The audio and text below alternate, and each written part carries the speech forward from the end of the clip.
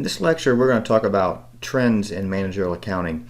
And so what that really means is trends in management. So this is where management is heading as far as making their decisions, what kind of tools they have coming up. Most of this is based on new technologies and how we're using those new technologies to make management decisions a little bit different than they've been made in the past. Right, so these are some of the key areas that we're going to focus on. Well, one of the first things we're going to talk about is critical thinking, right? Now, this may not be a new trend. It shouldn't be a new trend. We should always be thinking critically as a manager, and the definition for critical thinking can be a little bit vague depending on where you read. So basically, when I talk about critical thinking, the way I want you to think of critical thinking is that you ask yourself why. Right? Why are we doing this? Why is it that this is occurring? You may have worked in a place before and you go to do a certain transaction a certain way, and you wonder, I wonder what's going on with this transaction, and you ask somebody, why do we do it this way? And they tell you something like, well, that's how it's always been done. Critical thinking isn't like that. Critical thinking is more along the lines of when we do something, we make decisions in management, we know the rationale for doing that. We know why we've done it in the past and maybe if we should continue to do it in the future. This is something that we should always consider in this class, and something I want to try to keep in mind with every lecture and every discussion we have, and that is, instead of just learning about some of the tools we learn, like for example, learning about budgeting or learning about break-even points or variances, all along the way I'm going to talk about why we learn those things. And I'm going to bring in some experience I've had in the past from my real-world work, and hopefully that will illuminate the rationale for you being in this class in the first place and learning this. You may not be an accounting major, you may not be interested in accounting, but you will probably be at some point looking for a management position, and management needs reports in order to make their decisions, and this class is about giving those managers the tools they need to make those better decisions. So that's why critical thinking kind of comes up in this chapter.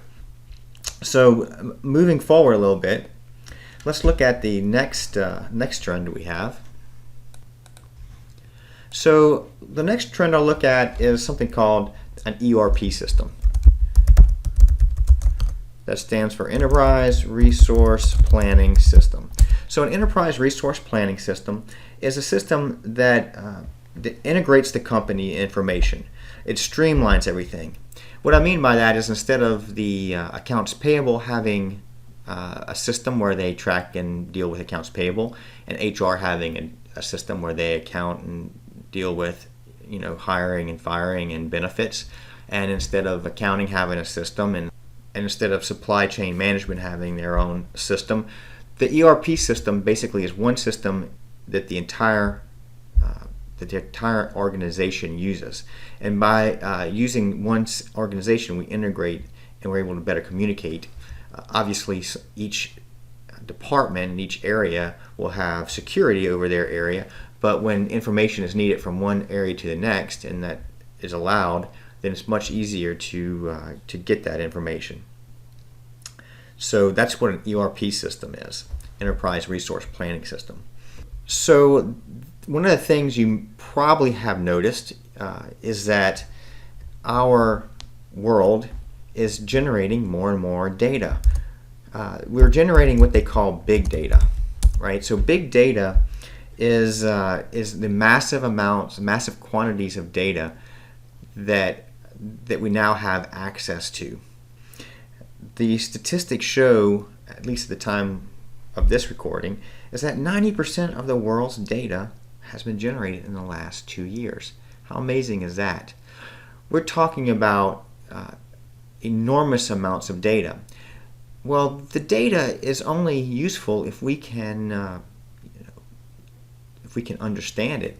And because of new software, new hardware, new algorithms that we have, we're now able to use that data to make decisions that we've never been able to make before, and even to go a step beyond that, not just make decisions that we weren't able to make before, but know about trends that are coming out of the data that we didn't even know to look for in the first place. And that's what big data does for us. So, an example you might know of is all the Google searches that are out there, all the information that's available on Facebook, all this data that's just massive quantities of data can help provide management with information that they didn't have in the past, and it can have an influence on their decisions. So just keep in mind, big data is something that's definitely coming up. Another thing to consider is management by way of lean thinking. So by lean thinking, what we're talking about is basically focusing on quality and minimal waste, right? So lean thinking is about focusing on that quality and minimizing waste.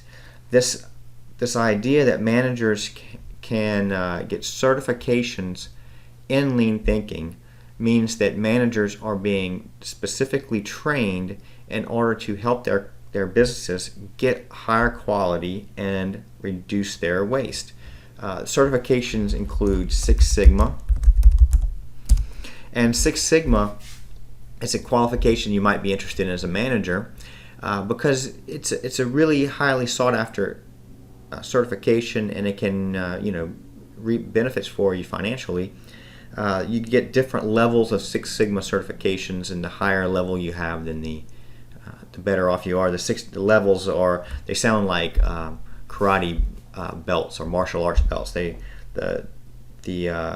The levels of certification go from like yellow to green to black belt to master black belt, something like that. So that Six Sigma is a certification that managers can get to allow them to be experts in this approach to lean thinking. One of the trends we know of is that the economy is changing,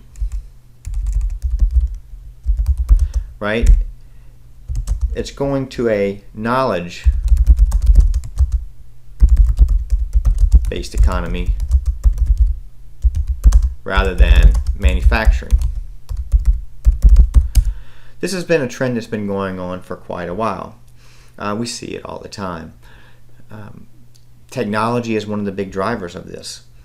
Even if we did a lot of manufacturing in the United States, think about it, we're not going to do that manufacturing the same way that we did in the past.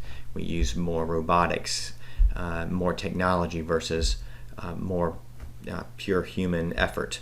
So what do we do instead? Well, especially the U.S. economy focuses on the service industry and retail industries versus the manufacturing side, and that means managers need to understand this, and they need to be aware of this shift in the economy. This goes along with another trend, which is called globalization. Globalization, as you know, just means that we're able to impact a larger area of the globe, right? We're able to reach farther across the globe and easier than we were in the past. Again, this has been a trend that's been going on for many decades, so it's not anything new that you would not know about, but we should be aware that this does affect management. One of the ways it affects management is who is your competition.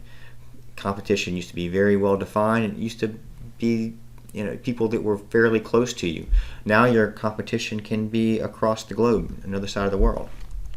So this understanding of globalization is going to mean that managers need to be aware of a broader scope when they make their management decisions. You might remember, or you might understand, that a lot of times managers are thought of as just being the employees in the organization that are in charge of making profits for the company. Profits are important. However, there's been a change recently in the focus of organizations and what makes a successful organization. This change is now meaning that more organizations are focusing on sustainability rather than just purely on profits. Sustainability means you'll be around for the long haul. Making profits is great, but if you make all your profits early on and then later on you don't have any room for yourself because you exhausted all your resources, then you're not going to be very successful. So we need to understand that sustainability in our business. So there's a more of a push, instead of just looking at profitability, to look at what they call a triple bottom line. So the bottom line in business has historically meant the very bottom. Revenue minus expenses gives you the bottom line. Under the expenses is the bottom line, and that is the profit that you have. But a triple bottom line means that you look at, you do look at the economic element, but you also look at social elements. Are you able to sustain yourself socially? Are you a good social citizen? Are you causing public relations nightmares with your management style? And how are you on sustainability of the environment? We know that plants and other like petroleum industry has had to keep this in mind, because they can't just be focused on making as much profit as they want, because if their impact to the environment is so detrimental that they get put out of business, then they didn't really do themselves any favor. So that's what sustainability is all about. It's management focusing on a broader scope of their success, rather than just an economic success, looking at social and environmental success too. We saw for the social elements, we saw with Facebook when they got into trouble with selling their data to I think it was Cambridge Analytical, and that organization used the data to influence news elements and try to influence elections. Socially, they got into a lot of trouble, and it could have meant the end to Facebook if it had gotten out of hand. Along those lines, we also have something called integrated reporting. So with integrated reporting, it's similar to this triple bottom line. Instead of looking at just the financial profitability, you're going to look at various elements, various segments of the impact your business has on the world around it. So with integrated reporting, you do an actual report on the financials. So the financial capital that you have, but you also look and you report on your manufacturing.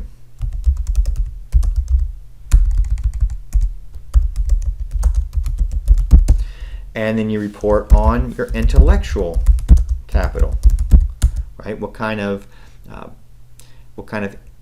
intellectual advances have you made? What about your human capital? If you recall, in typical business, your typical financial statements, like your balance sheet, does not show you the value of your human capital. But this integrated reporting would try to bring that into the mix, because that's a very important part of who you are as a business.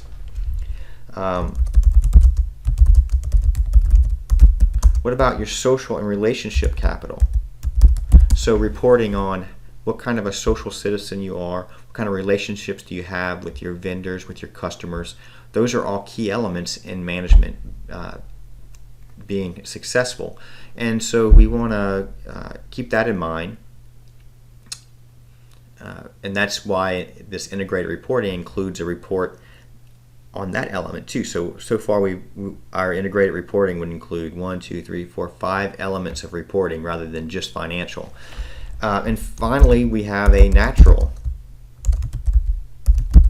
capital. Like, what kind of natural capital is your business based on? What kind of natural capital do you require for your business to sustain itself? how is your management doing, managing, their needs of that natural capital. So those are all different and important elements that are reported on an integrated report. And our last little section of our trends is based on the ethics in business. And so we'll talk briefly about the Sarbanes-Oxley Act of 2002, right? So after certain very high-profile situations occurred, Enron and WorldCom, for example, those were two very high-profile situations where management acted unethically, and a lot of people, stockholders and employees who were fairly innocent in the situation, they got hurt really bad. And so the public started to lose confidence in what they could rely on. So the Sarbanes-Oxley Act came about that really allowed the public to feel more confident about relying on those financial statements. Basically, in a nutshell, Sarbanes-Oxley Act, which is also shortened to SOX, you often see it like that, basically says that the executives, the managers that are in charge, the CEO, the CFO, can be held personally accountable for the things that go on, the controls to make sure things go right on their financial reporting. What that means is, in the past, the managers, a CEO and a CFO, might sound like a big name, but really all they are is an employee of the company, right? And as an employee, when things went bad for Enron and WorldCom, they basically stepped back and said, hey, it's not my fault. I'm just an employee. I just work here. And they were fairly successful. I mean, they did go to jail, but it was kind of difficult to hold them accountable. And these new rules from Sarbanes-Oxley made it easier to hold the executives accountable for the lack of controls that were going on in their organization. Final statement on Sarbanes-Oxley is that the reason it's called that is because those were the legislators who wrote the bill that went through and became an act. So that's why it's got that kind of funny name. So those are our trends in accounting.